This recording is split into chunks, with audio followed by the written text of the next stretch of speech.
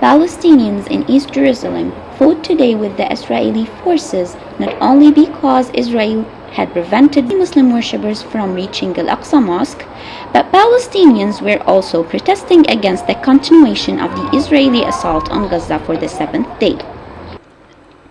Strikes on Gaza City, Khan Yunis, and Rafah were targeting Hamas security compounds, its leaders' houses, ministries, in addition to dozens of other targets that include houses, mosques, schools, hospitals, a main medicine store, and a TV station.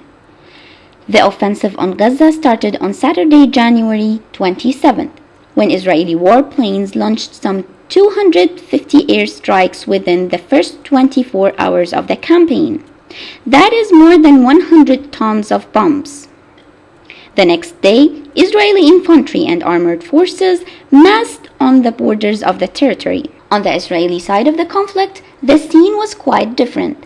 The streets of the southern cities in Israel looked empty as nearly 10% of the Israeli population was now in the range of Hamas rockets.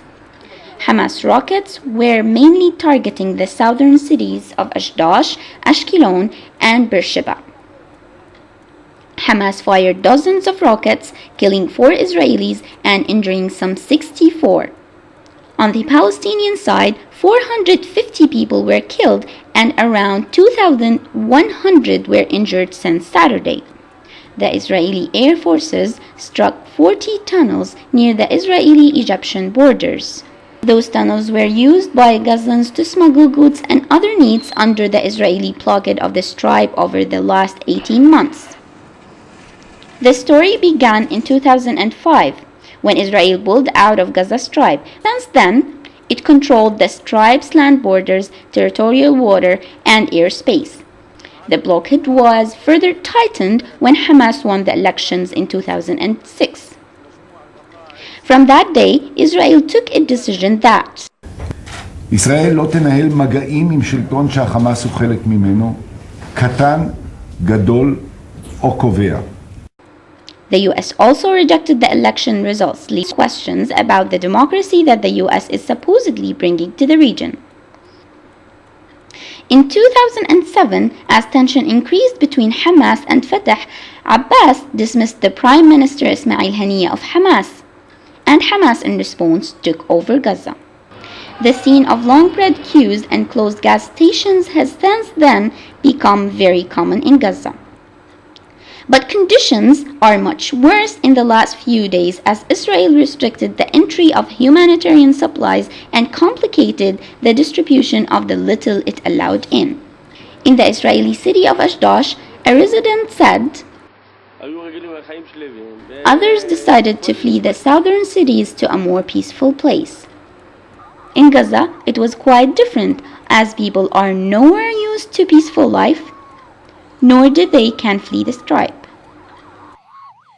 Livni called on Gaza residents to drive Hamas out of the region.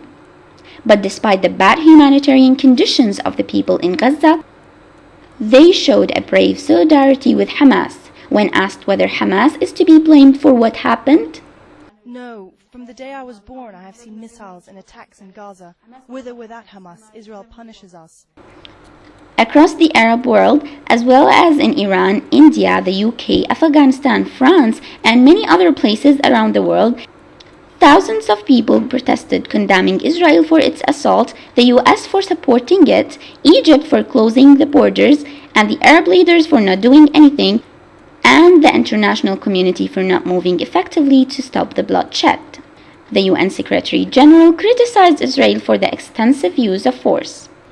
Arab League that met on Wednesday demanded a legally binding and enforceable UN resolution that would ensure an immediate ceasefire in Gaza. The UN Security Council scheduled emergency consultation to discuss the Arab request. Calls for an immediate ceasefire had come from many different places, including the UN, the Pope of the Vatican, the European Union, and France's foreign minister. However, Israel rejected the growing international pressure for an immediate 48-hour pause in fighting. Gaza, that entered the year of 2009 with 40% unemployment rate, 70% of its people under poverty line, 600,000 without electricity, and 1 million of its 1.5 million population internally displaced in refugee camps, has now to stand even tougher humanitarian crisis.